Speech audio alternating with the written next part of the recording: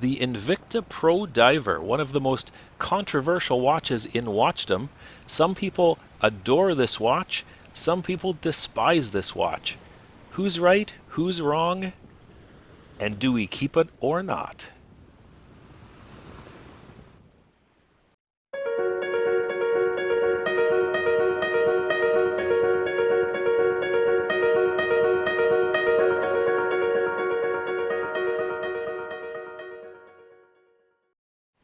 The Invicta Pro Diver, Master of the Oceans. A dramatic name, if ever there was one. But first, why did I want this watch? So I was going on a trip to Mexico, a beach holiday, a resort holiday, and what I was looking for was something a little bit different than this, which is what I normally go with. This is a Timex Ironman watch. Great durable watch. You can bang it around, rough it up, and it can take it. Water resistant to 100 meters, so a great beach watch. The problem with this watch is it looks like a beach watch. So if you wear this watch to dinner or to a nice outing, it looks like you're wearing your cheap beach watch to dinner. And so what I was looking for was something that was just a little bit nicer that I could wear to the beach, not worry about, but could also wear it to a nice dinner and have it look in place. And online I saw this, an ad for an Invicta 8926OB diver. To be honest with you, I'd always ignored Invicta watches previously, mostly because of the bad reviews I'd seen about them, or the mixed reviews at least. But this time I noticed something a little bit different when I was looking at this watch, and that's this, that it's now using a Seiko movement. Whenever I buy a watch, there's always two things I look at. First is, do I like the look of the watch? And then the second thing is the movement reliable? If the watch looks good and it's built with a reliable movement, that takes care of most of my concerns with a watch. So the first thing I did was I went to check out the reviews. Over 2,600 reviews on Amazon alone. And what I first noticed almost immediately was that many of the reviews seemed to be quite ridiculous, almost to the point of being impossible as far as the negative reviews go. For example, there was one review that said, I bought an Invicta watch and I loved it so much I bought 53 more. After 1 year, all of them broke. Invicta sucks. I'd say the probability of that review being real are virtually zero. Posted by a competitor, posted by an angry employee, who knows, but not likely. The second type of review were written by people who had actually purchased the watch and meant well, but really didn't know what they were doing, clearly. For example, one person wrote, "This watch is not working." Not working, all in caps lock. Obviously very enthused about this response. And as if to prove his point, he posted a video of the watch just sitting there, not doing anything. So clearly this person thought he bought a quartz watch, probably had never owned an automatic watch before, and didn't know quite what to make of it. So on that note, I ordered my Invicta watch, and it showed up the next day. As you can see here, the packaging it came in is very basic packaging. It came in a cardboard box, and then another box inside, this yellow box with kind of padding around it. Nice enough box. Some people get really obsessed with the box that a watch comes in. Personally, I'd rather have it come in a rather plain box because I want, especially in this price range, my value to be going toward the watch itself and not the box. Sorry about my camera work. I'm trying to do it with one hand. There's the watch. It came with this tag with a QR code on the back. I never did check that out. But anyway, that's the watch. And one of the first things I noticed when I took it out was the heft of it.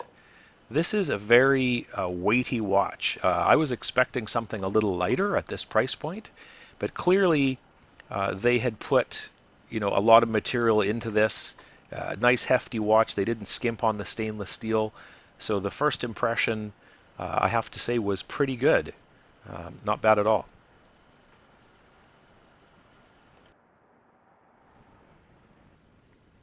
And this is the watch on. This is a standard traditional size 40 millimeter dive watch, so fits the wrist very well. Unlike a lot of watches nowadays, which are, in my opinion, oversized, the 40 millimeter is the classic fit, and it looks quite good. No issues there. So again, everything so far so good. And then this is the dial. So some people complain that there's too much Invicta logo on the dial. There's the Invicta logo itself. There's an Invicta logo on the second hand. As you can see here, Invicta inscribed on the side. Personally, I liked all this stuff. The last thing I wanted to do is be that guy who pretends to be wearing a Rolex when he isn't. So I appreciated all this stuff being there to distinguish it. And this is the clasp. Again, very impressed. At this price point, I expected the clasp to be made of aluminum, but it's not. It's steel as well. Fits nicely, clicks into place well. Nice solid snap. I never had any trouble with it. Works very well and keeps in place, which is exactly what you want. Doesn't have some of the modern slide features, but otherwise pretty good.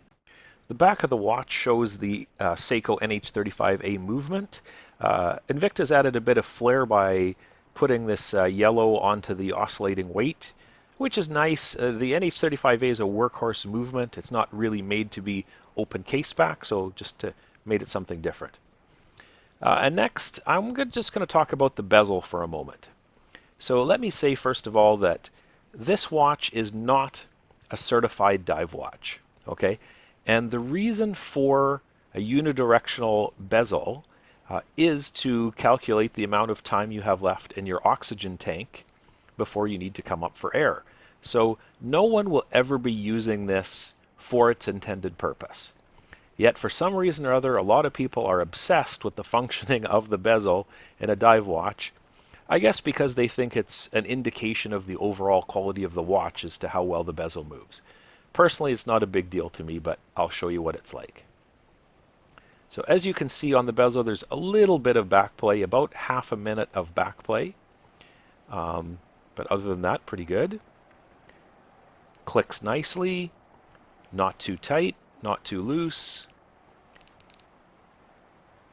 And again, you can just see just a little bit of backplay there.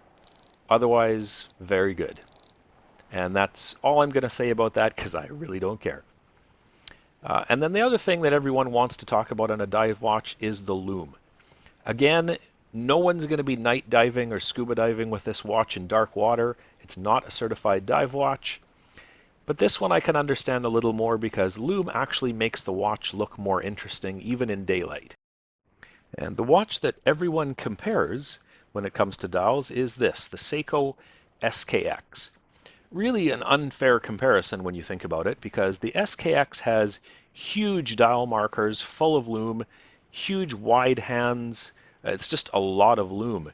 If you compare that to the Invicta, the dial markers are far smaller, the hands are not as wide, so of course it's not going to be as bright because there's just simply not as much lume there. Compared to even something like the Marcello C, another Rolex homage watch, again, much larger dial markers, much larger hands, and simply more lume. Even compared to the Oyster Submariner itself, the Rolex, you can see especially at the 6 and 9, the dial markers are much larger and even the dots are larger on the dial.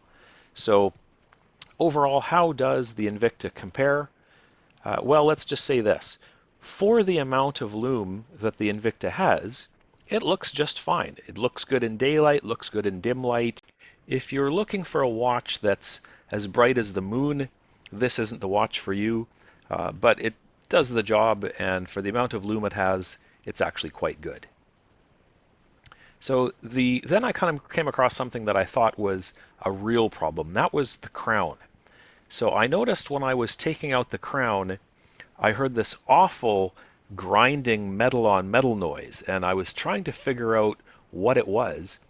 Initially, I thought that the crown was scraping against the case. Here I'm pointing to the area that I thought it was. I thought maybe the crown is scraping against the side of the case because of an ill fit or something. But then I realized that it was actually something much, much simpler than that, which is the lubrication. I'd heard that Invicta had difficulties with lubrication, not having enough. In this case, there simply wasn't any. But fortunately, that's a very simple fix. So I got out my silicone grease, in this case from Innovative Scuba Concepts, just like their brand, and simply got it out, applied it to a toothpick, and then applied it to the crown on the threading on the crown.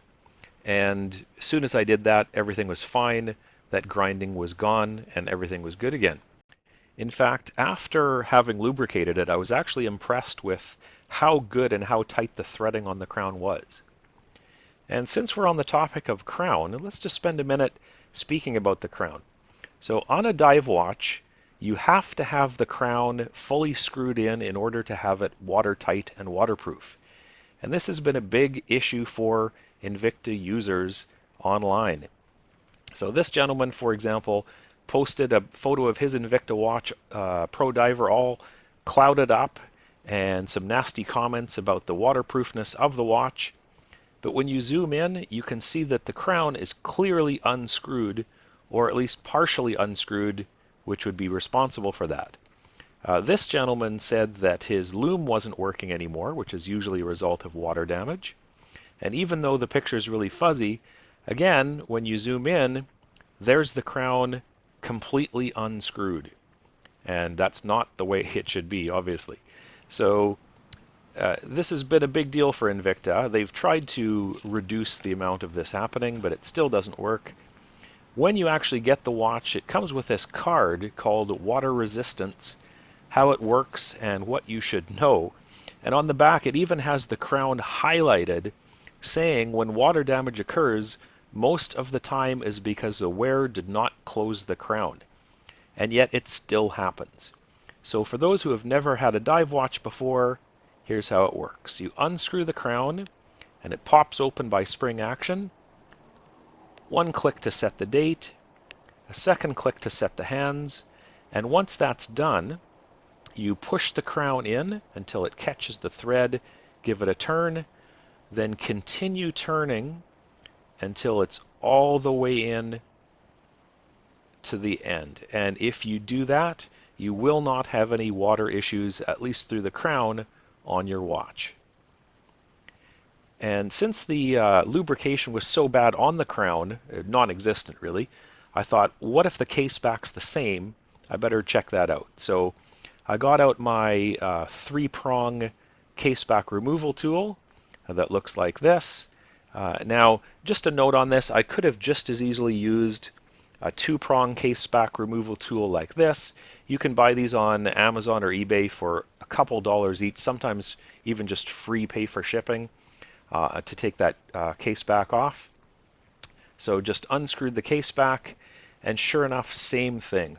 Horrible grinding, metal on metal, no lubrication whatsoever from the factory. Fortunately, this is, again, an easy fix. Got my silicone grease and a brush in this case and just brushed it onto the threading, and that took care of that. And since I had the case back open, I also applied the silicone grease to the rubber O-ring. I've discovered over the years and a lot of experience, ruined a perfectly good Junghans watch that I loved, that by applying a bit of silicone grease to the O-ring, it extends the life of the O-ring by a great deal. So the O-ring was in place, it was fine, but by doing this, the O-ring won't crack nearly as easily or as soon as if you have that. And since I had the case back, oh, there's me touching the movement. Since I had the case back open, I was playing around a little bit, and I was, looking for flaws really, and I thought I found one, which was the oscillating weight. It just didn't swing around as freely as I expected it to, and I was thinking that this was a flaw for a few seconds, but then I realized, oh yeah, this is a Seiko movement, and they use the magic lever system. In the magic lever system, there's this off-center wheel with a pawl lever, which winds a ratchet wheel, which winds the mainspring. So in this video by Seiko Deutschland, thank you Seiko Deutschland, it shows how this works.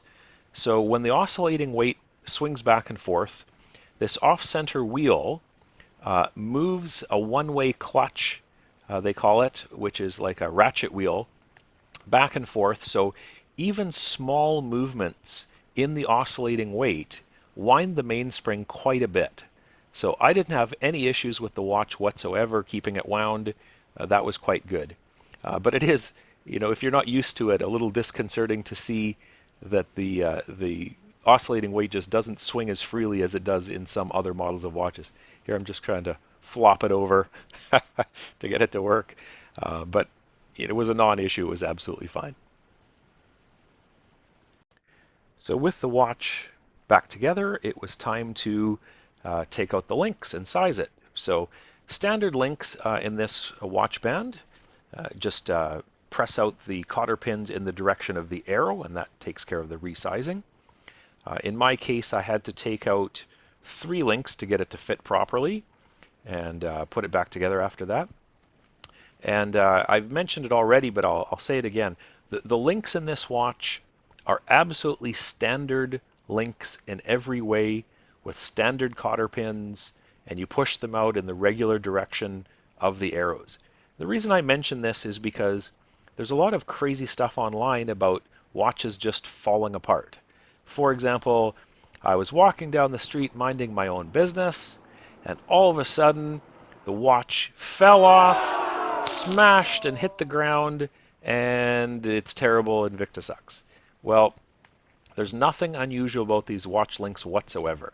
I think what's happening here is that because of the price point of this watch being low, people are trying to save money by, instead of taking it to an actual watchmaker or a jeweler, maybe taking it to a shopping mall or a kiosk and trying to do it themselves, and they're getting into trouble. So just in case that's you, here's what to look for when you get it back from the shop. If the cotter pin is sticking out at all, this is an exaggeration, but if it's sticking out at all, your watch will fall apart sooner rather than later. Same thing with this. If the cotter pin is flush, it will also fall out sooner rather than later. In this case, it may take months, it may take a year, but eventually that pin will work its way out and the wrist band will fall apart. So here's what it should look like. Each cotter pin slightly countersunk, and if you flip it over, on the other side, the cotter pin should be countersunk on that side as well. If both sides are countersunk, you won't have any trouble.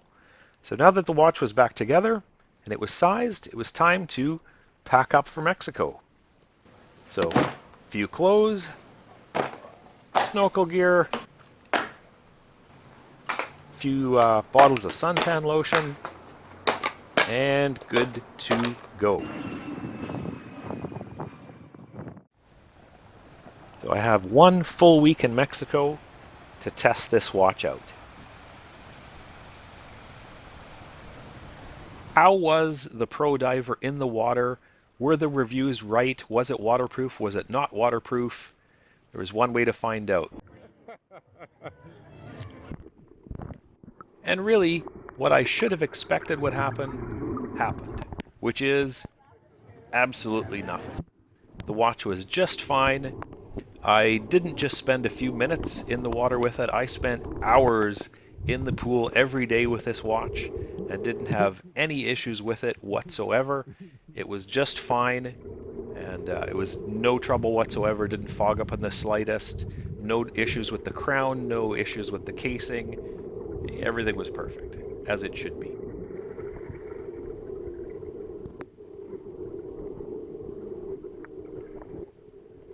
But that's the swimming pool. How about the ocean? With the occasional rolling wave, with diving down to the bottom, how would it stand up to that? Again, only one way to find out. So here's diving down. Did you see? Oh, do you see that big fish swim by right there? No? Me either. Well, The visibility was terrible, but nonetheless, the watch performed like a trooper as expected. No trouble whatsoever, no leakage, just fine. I spent a lot of time in the water and everything was good. And in the following days, something left to discuss, and that's the accuracy of the movement. Sure, the Seiko NH35A is a reliable movement, no question there, but how about the accuracy? So the first thing I have to look at is, what are the expectations of this watch from Seiko? And from Seiko, as you can see here, the accuracy is -20 to +40 seconds per day. But this is Seiko, this is a Japanese brand, and Japanese people are very modest, so I expected this watch to do better than this. So how did it do? Well, I'm pleased to say that after 1 week of wearing this watch every day, at the end of the week it was running fast by 14 seconds. That's not 14 seconds a day, 14 seconds for the week. That's Swiss chronometer accuracy in this watch, Seiko NH35A. So overall, I was very impressed with the accuracy. I went on bumpy boat rides, kayaking, swimming, different water sports, moving my arms around all the time, and didn't have any trouble with the accuracy at all. Going from hot to cold, I was very impressed with it. So what do I think of this watch? What's the final verdict? Well, in case you haven't already guessed, I think it's a great watch. It's a low price point, it's solidly built, lots of metal, good glass, reliable workhorse movement. There's really nothing not to like about it.